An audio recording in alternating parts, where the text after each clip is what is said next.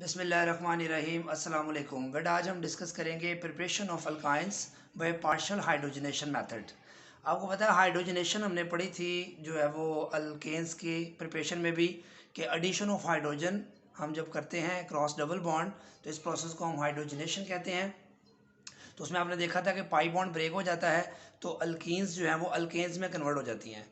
इसी तरह अल्काइंस में चूँकि दो पाई बॉन्ड होते हैं तो दो हाइड्रोजन मालिक्यूल उसमें ऐड करेंगे तो उसमें भी अल्केन्स बन जाएगी।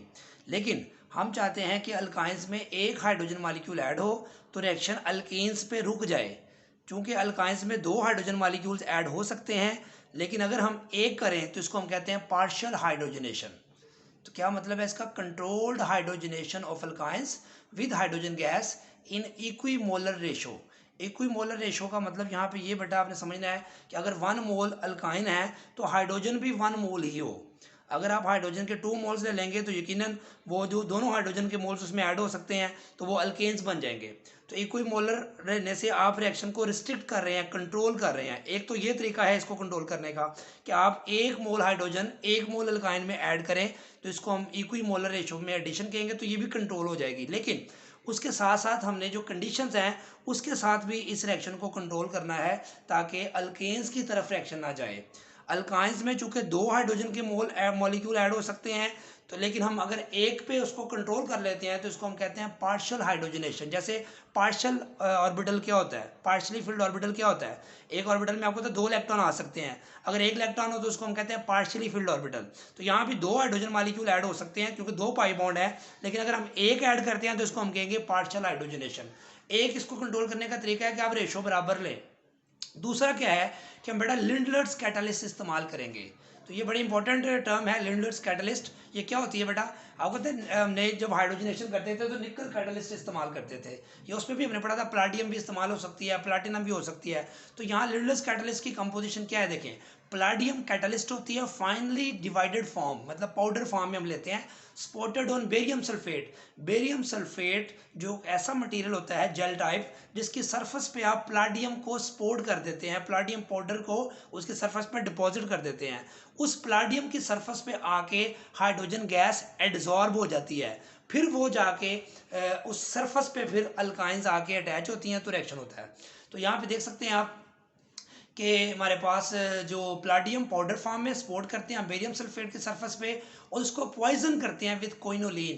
बेटा प्लाटियम जब है, आप याद रखें प्लाटियम एक हाईली एफिशिएंट मेटल है जिसकी मौजूदगी में हाइड्रोजन की एडिशन होगी और एक और हाइड्रोजन का मॉलिक्यूल भी ऐड हो जाएगा। लेकिन इसकी प्लाटियम की एफिशिएंसी को कंट्रोल करने के लिए हम उसको पॉइजन करते हैं विद क्विनोलिन। क्विनोलिन एक हेट्रोसाइक्लिक एरोमेटिक कंपाउंड है जिसमें बेंजीन और पिरिडीन आपस में अटैच होते हैं। तो आपको बेंजीन का स्ट्रक्चर तो याद है, पिरिडीन आपको वो भी याद है, हेट्रोसाइक्लिक में हमने पढ़ा था। इन दोनों को आपस में ज्वाइन करते हैं। समझिए नैफ्थलीन का स्ट्रक्चर आपको याद है, यहाँ से जस्ट आपने नाइट्रोजन लगा देना है तो ये क्विनोलिन का स्ट्रक्चर बन जाएगा। अब ये पॉइजनिंग ऑफ कैटलिस्ट कहलाता है, यानी कि प्लाटियम अगर अकेला इस्तेमाल करेंगे तो हाइड्रोजन के दोनों मोल्स ऐड होने का खदशा होगा, तो उससे अल्केन्स बनने का जो वो डर होगा। हम चाहते हैं कि अल्कीन्स पे रिएक्शन रुके तो हम इस प्लाटियम की एफिशिएंसी को कंट्रोल करते हैं बाय मींस ऑफ क्विनोलिन। तो क्विनोलिन का काम क्या होता है? प्लाटियम कैटलिस्ट की एफिशिएंसी को कम करना। ऐसा सब्सटेंस जो किसी कैटलिस्ट की एफिशिएंसी को कम करे उसको हम पॉइजन कहते हैं। ये आपने फर्स्ट ईयर 11 चैप्टर में जब कैरेक्टरिस्टिक्स ऑफ कैटलिस्ट पढ़ी थी तो वहाँ पे आपने ये टर्म पढ़ी थी। पॉइजनिंग ऑफ अ कैटलिस्ट क्या होती है? ऐसी सब्सटेंस जो कैटलिस्ट की एफिशिएंसी को कम करे वो पॉइजन कहलाता है। जैसा कि आप यहाँ दे सकते हैं, यहाँ क्विनोलिन एज ए पॉइजन का काम करेगा। ये ऑब्जेक्टिव में आपने याद रखना है। प्लाटियम मेन कैटलिस्ट है और ये भी इसकी एफिशिएंसी को कम कर रहा है तो इसको पॉइजन कहेंगे। तो ऐसा सब्सटेंस जो कैटलिस्ट की एफिशिएंसी को इंक्रीज करे, यहाँ तो डिक्रीज कर रहा है ना, उसको आपको याद है आपने पढ़ा था प्रमोटर, को कैटलिस्ट या कैटलिस्ट फॉर अ कैटलिस्ट। वो जो एफिशिएंसी को कम करे उसको हम क्विनोलिन यहाँ पे यूज हो रहा है, इसको हम पॉइजन कहते हैं। तो पॉइजनिंग ऑफ अ कैटलिस्ट में हमने ये पढ़ा था। तो क्विनोलिन क्या करता है? Decreases efficiency of lead catalyst to limit addition of hydrogen to alkene. कहता है क्विनोलिन क्या करता है? प्लाटियम की एफिशिएंसी को कम करता है ताकि limit to limit addition of hydrogen to alkene, यानी कि उसको लिमिट लगा देता है अल्कीन तक ताकि इससे अल्केन फर्दर हासिल ना हो जाए। दूसरी इंपॉर्टेंट बात इसमें क्या है बेटा? Both hydrogen atom will be added on same side of double bond to give सिक्स अल्कीन। तो ये भी याद रखें, जब हाइड्रोजन मॉलिक्यूल प्लाटियम की सरफेस पे एडजॉर्ब होगा और उसकी सरफेस पे जब अल्काइन का मॉलिक्यूल आएगा तो वो हाइड्रोजन सेम साइड से, देखें ज़रा, ये अटैच होगा क्योंकि मॉलिक्यूल इकट्ठा ही होगा। ये बॉन्ड यहाँ से पाई बॉन्ड ब्रेक होगा, एक हाइड्रोजन इधर ऐड हो जाएगा, एक इधर ऐड हो जाएगा, तो दोनों हाइड्रोजन सेम साइड से अटैच होंगे। तो अब दोनों हाइड्रोजन जब सेम साइड पे होंगे तो ये दोनों आर ग्रुप दूसरी साइड पे होंगे, अल्काइल ग्रुप्स। जैसा कि हमने ज्योमेट्रिकल आइसोमेरिज्म पढ़ा था 7 चैप्टर में, आपको याद होगा, जब आइडेंटिकल ग्रुप्स डबल बॉन्ड की सेम साइड पे हों तो ऐसे अल्कीन को हम क्या बोलते हैं, सिस अल्कीन। तो ये कंडीशन है प्लाटियम बेरियम सल्फेट क्विनोलिन की मौजूदगी में। तो आप देख सकते हैं बेटा, अब इसको हम स्पेसिफाई कर देते हैं 2 ब्यूटाइन अगर लेते हैं आर की जगह, तो आगे सिर्फ ये प्रैक्टिस के लिए है, सेम वही चीज़ है, हाइड्रोजन सेम साइड से अटैच होगी तो ये सिस 2 ब्यूटेन बनेगी। इसमें ट्रांस क्यों नहीं बनती, क्योंकि हाइड्रोजन मॉलिक्यूल दोनों एटम एक ही साइड से अटैच होते हैं, इसी की सरफेस पे आगे अल्काइन का मॉलिक्यूल अटैच होता है, तो इस हाइड्रोजन के सामने ये कार्बन होता है, इस हाइड्रोजन के सामने ये कार्बन होता है, इस हाइड्रोजन के सामने ये कार्बन, तो ये कार्बन, तो ये पाई बॉन्ड ब्रेक हो जाता है, सिंपल सिस 2 ब्यूटेन बन जाता है।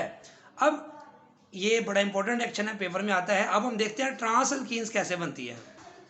आप देख सकते हैं बेटा कि अगर हम 2 ब्यूटाइन का रिएक्शन करवाएं sodium metal in liquid ammonia, sodium metal in liquid ammonia at -33 degree centigrade, तो आप यहाँ पे बेटा याद रखें, जब ये कंडीशन यूज करेंगे तो इस कंडीशन में जो हाइड्रोजन गैस नहीं हम इस्तेमाल करें, ये जो लिक्विड अमोनिया है इसमें जो हाइड्रोजन होगा, अभी हम उसका मैकेनिज्म देखेंगे, इसका जो हाइड्रोजन है 2 लिक्विड अमोनिया के मॉलिक्यूल इस्तेमाल होंगे, इसमें से 2 हाइड्रोजन लिबरेट होंगे एज ए, यहाँ पे आप देख सकते हैं हाइड्रोजन, ये हाइड्रोजन में से 2 हाइड्रोजन एक इधर ऐड होगा एक साइड से, दूसरा हाइड्रोजन दूसरी साइड से अटैक करेगा, तो इससे जो प्रोडक्ट बनेगी वो बेटा क्या बनेगी, ट्रांस 2 ब्यूटेन, क्योंकि identical groups lies on the opposite side of the double bond. तो ऐसी अल्कीन को हम क्या बेटा बोलते हैं, ट्रांस अल्कीन। यहाँ चूंकि है ट्रांस 2 ब्यूटेन, तो ये 2 हाइड्रोजन जो है, हमने रिएक्शन को समझने के लिए यहाँ पे ऐसे लिखा है कि ये जो हाइड्रोजन यहाँ पे अटैक हो रहा है, इसका मैकेनिज्म क्या है, तो ये जो हाइड्रोजन प्रोटॉन की फॉर्म में बेसिकली यहाँ पे अटैक करता है, क्योंकि यहाँ पे बुक में डायरेक्ट रिएक्शन लिखा है, इसलिए मैंने यहाँ पे इसको एज इट इज लिखा है। इसका यहाँ इतना याद रखना काफ़ी है, लेकिन चूंकि हमने एंटी टेस्ट भी देना होता है, तो मेरी कोशिश होती है कि हम बोर्ड के सिलेबस को तो मद्देनजर रखें। बोर्ड के पेपर में जो क्वेश्चन आता है वो तो सीधा सीधा आता है, लेकिन चूंकि एंटी टेस्ट हमारा अल्टीमेट गोल एंटी टेस्ट है, तो मैं कोशिश करता हूँ, चूंकि क्लास में इतना टाइम नहीं होता, यहाँ चूंकि हमारे पास इतना टाइम होता है चैनल पर अपने वीडियो में कि अपना जितना मर्जी मजमून आप बता सकें, इसमें टाइम की कैद कोई नहीं होती। तो हम ये भी देखेंगे कि ये हाइड्रोजन कैसे ऐड हुआ है, एक इधर ऐड हुआ है, दूसरा इधर ऐड हुआ है, तो ये हाइड्रोजन आया कहाँ से है, ये रिएक्शन इनके दरमियान ये जो रिड्यूसिंग एजेंट है हाइड्रोजन कैसे प्रोवाइड करता है, उसको हम डिस्कस करते हैं अब, जो कि पेपर में करने की जरूरत नहीं है, याद करने की भी जरूरत नहीं है, समझने की जरूरत है कंसेप्ट्स के लिए सिर्फ। अब आप देख सकते हैं बेटा मैकेनिज्म ऑफ ट्रांस हाइड्रोजनेशन, इसमें आप देख सकते हैं बेटा कि सोडियम मेटल जो है ये 2 इलेक्ट्रॉन लूज करेंगे, 2 एटम, तो 2 सोडियम आयन बनेंगे और 2 इलेक्ट्रॉन, इनमें से बेटा जो एक इलेक्ट्रॉन है इस पाई बॉन्ड को ब्रेक करके इस पर अटैक करेगा, तो इसका जब पाई बॉन्ड ब्रेक होगा तो एक इलेक्ट्रॉन इस इलेक्ट्रॉन से मिलकर इसका नेगेटिव चार्ज बन जाएगा, दूसरा इलेक्ट्रॉन इस कार्बन के पास फ्री रेडिकल बन जाएगा। याद रहे कि ये जो इलेक्ट्रॉन है इस पाई बॉन्ड पर अटैक करेगा, पाई बॉन्ड यहाँ से जब होमोलिटिकली क्लीवेज होगी, ये मैंने बता चुका हूँ कि दोनों का एक एक इलेक्ट्रॉन ज़्यादा हो जाएगा, तो एक आइटम इलेक्ट्रॉन गेन करके तो एक उसका अपना और एक ये माइनस बन जाएगा और इस कार्बन पे फ्री रेडिकल बन जाएगा। पहला स्टेप में ये हुआ। अब इस स्टेप में अमोनिया का मॉलिक्यूल क्या करेगा, अमोनिया का देखें मैंने स्ट्रक्चर बनाया है HNH2, ये पॉजिटिव है ये नेगेटिव, ये जो पॉजिटिव पोर्शन है प्रोटॉन ये इस नेगेटिव के पास चला जाएगा बेटा, याद रखें नेगेटिव के पास प्रोटॉन चला जाएगा, पीछे NH2 माइनस बचेगा अमाइड आयन, तो ये प्रोटॉन इसके पास चला गया, तो ये हाइड्रोजन मैंने यहाँ शो कर दिया एक तरफ, या उस तरफ ऊपर शो कर लें या नीचे कर लें आपकी मर्जी है, एक दफ़ा आपने ये शो कर लिया है। अब ये फ्री रेडिकल अपनी जगह पे मौजूद है। अब ये जो दूसरा इलेक्ट्रॉन था यहाँ से निकला था, वो इलेक्ट्रॉन फिर दोबारा ये फ्री रेडिकल गेन करेगा, तो एक इलेक्ट्रॉन ये गेन करके इसमें भी क्या चार्ज आ जाएगा बेटा, नेगेटिव चार्ज आ जाएगा। जब इस पर नेगेटिव आएगा फिर दूसरा अमोनिया का मॉलिक्यूल आएगा, उसका फिर प्रोटॉन देखेगा कि इस पर फिर नेगेटिव आ गया है, अब वो प्रोटॉन इस पर अटैक करेगा, क्योंकि इसकी ये साइड भी बाउंड है, ये साइड भी बाउंड है, ये साइड भी बाउंड है, तो स्टेरिक हिंड्रेंस की वजह से मैं पहले बता चुका हूँ कि ये इनके साथ रिपल्शन होगी इस प्रोटॉन की, तो ये प्रोटॉन इस नेगेटिव के पास जाएगा, ऑपोजिट साइड से अटैक करेगा, तो यहाँ पे हाइड्रोजन ऑपोजिट साइड से देखिए अटैक कर रहा है। ठीक है। तो ये अब हाइड्रोजन जब ऑपोजिट साइड से अटैक करेगा तो हमारे पास प्रोडक्ट क्या बनेगी, इसको देखते हैं हम। तो हाइड्रोजन देखिए ऑपोजिट साइड से लग गया है। अब आपको समझ आ गई होगी हाइड्रोजन ऑपोजिट साइड से क्यों अटैच होता है। तो इससे जो प्रोडक्ट बनेगी बेटा, क्या बनेगी, आप देख सकते हैं ट्रांस 2 ब्यूटीन और साथ अमाइड ग्रुप एक और बन गया। तो कितने अमाइड बन गए हैं, एक अमाइड ये था, एक अमाइड ये था। तो ये दोनों अमाइड जो पहले स्टेप में सोडियम बना था, आपको याद है 2 सोडियम, तो 2 सोडियम जो रिएक्ट करेंगे 2 अमाइड। तो सोडियम जो बना था पहले स्टेप में, जो अमाइड बना है दूसरे स्टेप में, तो सोडियम सोडा अमाइड बन जाएगा। अगर 2 सोडियम है तो 2 सोडियम 2 अमाइड से मिलेंगे तो 2 यूनिट बन जाएंगे। तो बैलेंस क्योंकि सबके साथ 2 2 आता है तो वो लिखने की ज़रूरत नहीं है। तो ये इसका बेटा सिंपल सा मैकेनिज्म था, आप देख सकते हैं। ये soda amide, sodium plus amide जो था सोडा अमाइड बन जाएगा।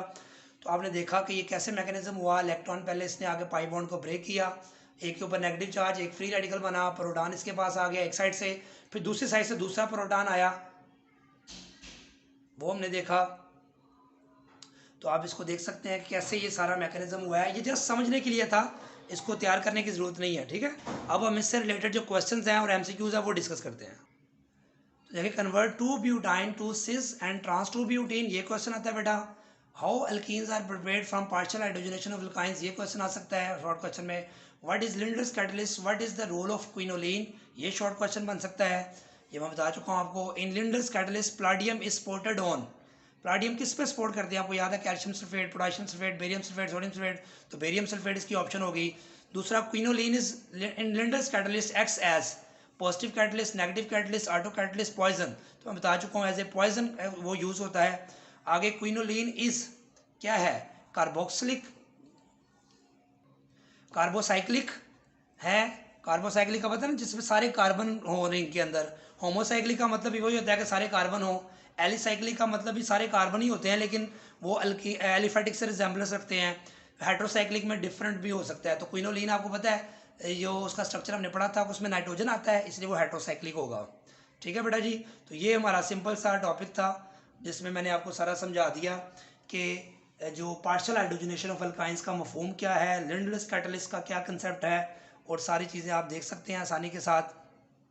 तो ये कोटेशन एंड पे लिखी हुई है, time is precious than gold, don't waste your time if you want to be precious.